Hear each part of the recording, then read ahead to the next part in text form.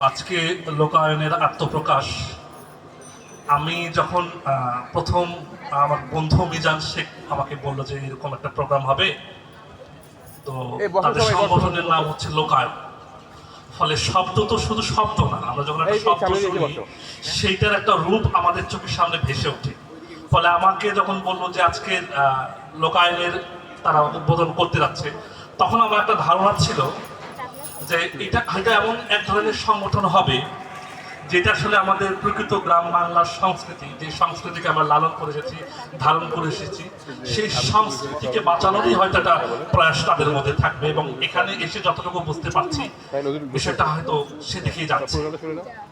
তো বাংলার যে লোক সংস্কৃতি এইটা কিন্তু আসলে অনেক বেশি পুরাতন। এটা আসলে 100 বছর, 200 বছর বা 300 বছর তা নয়, এটা আসলে হাজার বছরের এক ধরনের আমাদের জীবনধারা। আমরা যদি দেখতে পারি সেই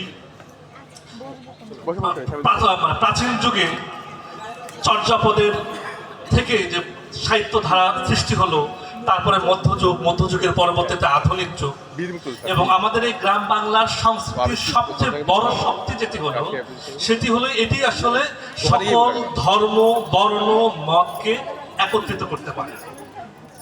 এবং বাংলাদেশের ভবিষ্যৎ আসলে কোন দিকে যাবে, কি হওয়া উচিত, এইটার আসলে আমরা নির্যাস পেতে পারি আমাদের পূর্বজ যে জীবনধারা, সেই জীবনধারা থেকে। আমাদের বর্তমানে এক ধরনের কালচারাল কম্পিটিশন চলছে। ফলে এই কালচারাল কম্পিটিশনের ক্ষেত্রে একদল মনে করতে পারে যে না, বাংলাদেশের যে সংস্কৃতি সেটা আসলে বোধহয় সমৃদ্ধ না, অথবা আরেকজন মনে করে এই সংস্কৃতির মধ্যে বোধহয় আমাদের যে জাতিগত পরিচয়, সেই জাতিগত পরিচয় সঠিকভাবে ফুটে উঠতেছে না। ফলে আমাদেরকে কি করতে হবে, ধর্মীয় মোড়কে বা ধর্মীয় জাতীয়তাবাদকে একত্রিত করে আমাদের বোধহয় একটা নতুন সংস্কৃতিকে দাঁড় করাতে হবে।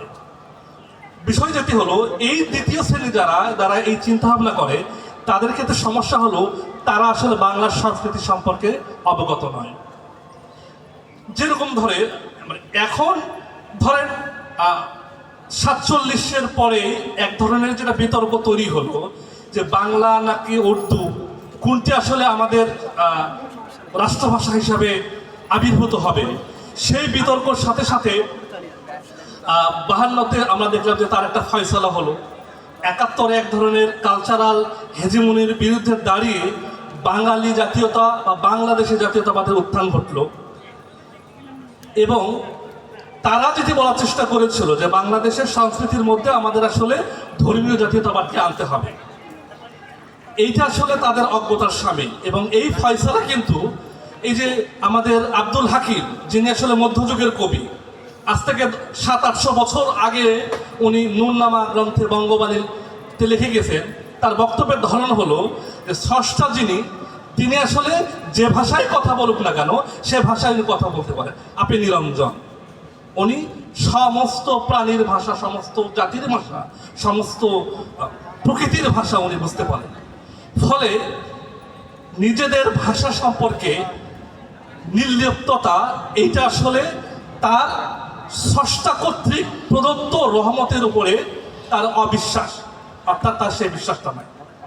তো সে জায়গা থেকে লোকায়নের যে ধারা আমি যদি বুঝে থাকতে পারি, সেইটা হলো যে তারা বাংলার যে লোকজ সংস্কৃতি, যা আমাদের সত্তার, যা আমাদের মায়ের, যা আমাদের পূর্বপুরুষের, সেই সত্তাকে হয়তো আমাদের সামনে হাজির করার চেষ্টা করতে পারে।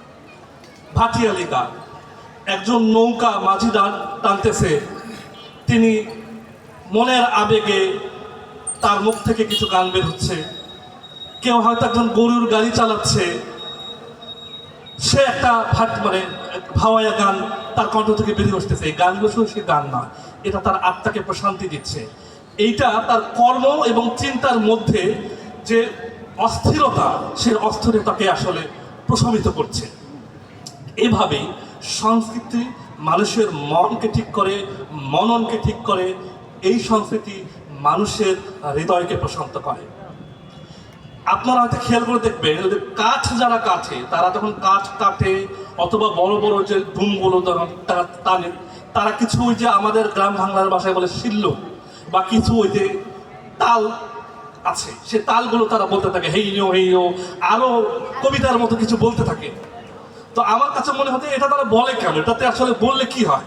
তো আমার আগ্রহ থেকে আমি একদিন জিজ্ঞেসই করলাম যে আপনারা এরকম হেইও হেইও বলতেছেন, তারপরে কি জানি শিল্লোক বলতেছেন, এটা আসলে কেন বলেন। তো তাদের বক্তব্য যেটা হলো, এটা আসলে একটা পরিশ্রমের কাজ। তো তারা যখন এই কথা বলে, এই যে শব্দ যখন তারা চয়ন করে, তাদেরকে একটা শক্তি মানে দিতে হয়। তো সে যখন ওই স্লোগানগুলো দিতে যাচ্ছে, তখন তার ভিতর থেকে এক ধরনের শক্তি উৎপন্ন হচ্ছে। ওই শক্তি তাকে কি করতেছে, ওই কাঠের বড় বড় কোণগুলো তাকে করতে সাহায্য করতেছে। এগুলো হলো আমাদের গ্রাম বাংলার সংস্কৃতি। ধান যারা কাটে তারা দেখবেন কিছু গান গায়, ধান কাটতেছে আর মনের সুখে গান কাটছে। বা আমরা ওই যে দেখতাম যে গরুর রাখাল যারা, এটা আমরা ওই এখনো অনেকের ছবি যখন আঁকায়, ছোটবেলায় আঁকাতাম যে একটা বটের গাছ, বটের গাছের পাশে একটা গরু চড়তেছে, একজন বাঁশিওয়ালা সে বাঁশি নিয়ে বাঁশি বাঁধাচ্ছে। তো এইটা না আসলে শুধুমাত্র আমাদের কল্পনা আশা, এটা না, এটা আমাদের আসলে।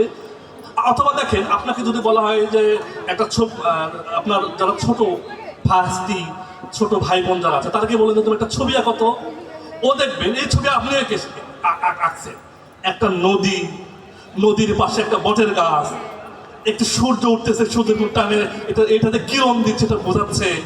তারপরে একটা, আমরা কিন্তু আঁকতাম বিল্ডিং আঁকাতাম না, আমরা আঁকাতাম কি করে, করে ঘর, একটা ত্রিভুজ আঁকায়, ওই দেখুন একটা চতুর্ভুজ আঁকায়, তার মধ্যে একটা চতুর্ভুজ দিয়ে, একটা ছোট চতুর্ভুজ দিয়ে একটা জানালা আঁকাতাম, আবার একটা একটা দরজা আঁকাতাম।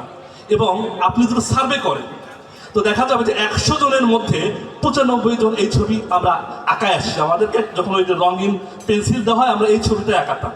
এখন প্রশ্ন হতে পারে যে এই সিমিলারিটি কোত্থেকে আসলো। এটাই হলো বাঙালি জাতীয়তাবাদ, বাংলাদেশি জাতীয়তা, বাংলাদেশি কালচার। এই যে আমাদের নদীগুলো যে ঘিরে আছে, এই যে বটের গাছগুলো, এই যে ঘর, এই যে সূর্য, এগুলা আমাদের বাবা মা, তার পূর্বপুরুষ, ওই জিনিসগুলো আমাদের মধ্যে জিনিতে খেলে এসেছে। ফলে ছোট মানুষ যে ভালো ছবি আঁকতে পারে না, তাকেও দিলে দেখবেন সে নৌকা আঁকাচ্ছে, সে নদী আঁকাচ্ছে, সে কুড়ে ঘর আঁকাচ্ছে। এগুলো হলো বাংলার সংস্কৃতি। আপনাকে এই সংস্কৃতিগুলোকে লালন করতে হবে। এবং বাংলার সংস্কৃতি মানেই হলো কি সাম্প্রদায়িক সম্প্রীতি। আমাদের সাম্প্রদায়িক সংস্কৃতির উদাহরণকে আপনি যদি লালন শাহর দিকে তাকান, সে তার মতো ধার্মিক আপনি দ্বিতীয়টি পাবেন না। কিন্তু তার গানের মধ্যে আপনি দেখবেন না যে বিভাজন আছে। আমাদের আরেকজন আদর্শ পুরুষ কাজী নজরুল ইসলাম, তার লেখায় আপনি মানুষ কবিতায় যদি আপনি যদি দেখেন, প্রত্যেকটা মানুষের মধ্যে যেটা মনুষ্যত্ব, উনি সেটিকে, আমাদের যে হৃদয়, উনি সেই হৃদয়কে কাবার সাথে তুলনা করেছেন। উনি সেই হৃদয়কে গৌতম বুদ্ধ যেখানে ধ্যান করেছেন, সেই ধ্যান গৃহের সাথে তুলনা করেছেন, বা ওই শ্রীকৃষ্ণের মথুরার সাথে তুলনা করেছেন। তো ফলশ্রুতিতে এই সংস্কৃতিগুলো আমাদের মধ্যে গড়ে ওঠা সংস্কৃতি। এবং আপনি যদি চর্যাপদের মধ্যেও দেখেন যে আমাদের মধ্যকার যে জীবাত্মা এবং পরমাত্মা, এইটাকে বোঝানোর জন্য আমরা কি করছে, দেখা যাচ্ছে যে একজন মাঝি, সে একটা নৌকার পাড়ি দিতে যাচ্ছে, মাঝে একটু সে নৌকার আছে, সে এক পাশ থেকে নদীর এক পার থেকে ওই নদীর আরেক পারে পার হতে যাচ্ছে। এইটার মধ্যে এক ধরনের আধ্যাত্মিক সংকেত আছে। মানে হলো সেই নৌকা বা নৌকার মাঝি, সে হচ্ছে আমাদের মতো পাপিষ্ঠ বান্দা বা জীবাত্মা। আমরা কি করতে চাচ্ছি, সেই পরমাত্মা বা পরমের সঙ্গে যুক্ত হতে চাচ্ছি। এবং এই নদীকে রিপ্রেজেন্ট করা হচ্ছে কি, এই দুনিয়াবির সাথে, যারা আমাদেরকে, এই নদীর মধ্যে যেমন অনেক স্রোত থাকে, অনেক প্রতিকূল থাকে, এই প্রতিকূলতাকে পাশ কাটিয়ে যেমন আমাদেরকে পরমাত্মার কাছে পৌঁছাতে হবে। এটা কিন্তু সেই 650-এর চর্যাপদের মধ্যে আমরা পেয়েছি। এই একই ধরনের কনসেপ্ট আপনি মাইজ ভান্ডারী তরিকার মধ্যে পাবেন, আপনি লালনের মধ্যে পাবেন, চিস্তিয়া তরিকা বা আরও যেসব তরিকার মধ্যে আছে, আপনি সেই সেম কনসেপ্টটি পাবেন। জীবাত্মা এবং পরমাত্মার যে সংগ্রাম, এই সংগ্রামগুলোকে ফুটিয়ে তুলেছে কিভাবে, মুর্শিদি গানে ফুটিয়ে তুলেছে, মারিফতি গানে ফুটিয়ে তুলেছে জীবাত্মা পরমাত্মার মিলন। আপনি শ্রীকৃষ্ণ কীর্তনের মধ্যে যদি থাকেন, সেম জিনিসই। এইটাকে হয়তো বুড়োচণ্ডীরা যে শ্রীকৃষ্ণ কীর্তন লিখেছেন, শ্রীকৃষ্ণ কীর্তনের হয়তো মানে মানবিক প্রেমকে প্রাধান্য দেওয়া হয়েছে, কিন্তু আমরা এটা কি দেখতে পাই আসলে, সেই শ্রীকৃষ্ণ কীর্তন মূলত হলো একটা জীবাত্মা এবং পরমাত্মার মধ্যের যে সেতু বন্ধন। শ্রীকৃষ্ণ হলো পরমাত্মার প্রতীক, আর রাধা হলো জীবাত্মার প্রতীক। এবং এই জীবাত্মা কিন্তু ছোট তা না। এবং ওখানে দেখবেন শ্রীকৃষ্ণ কীর্তন জীবাত্মা প্রধান, ওখানে রাধা প্রধান। ফলশ্রুতিতে আমরা প্রেম দিয়ে মানবতা বোধ দিয়ে আমরা পরমাত্মার কাছে পৌঁছাতে পারি। এবং সেই পরমাত্মার কাছে যখন পৌঁছাবো তখন সেখানে আমি কিন্তু আর ছোট নই। ফলে এই কালচারের মধ্য দিয়ে আমরা বড় হয়ে এসেছি। এখানে শ্রীকৃষ্ণ কীর্তন, এখানে ওই যে নূরনামা, এখানে মৌলানা জালালউদ্দিন রুমির গ্রন্থগুলো এসেছে। এই চিন্তাধারার মধ্যে দিয়ে বাঙালি জাতিসত্তা গড়ে উঠেছে।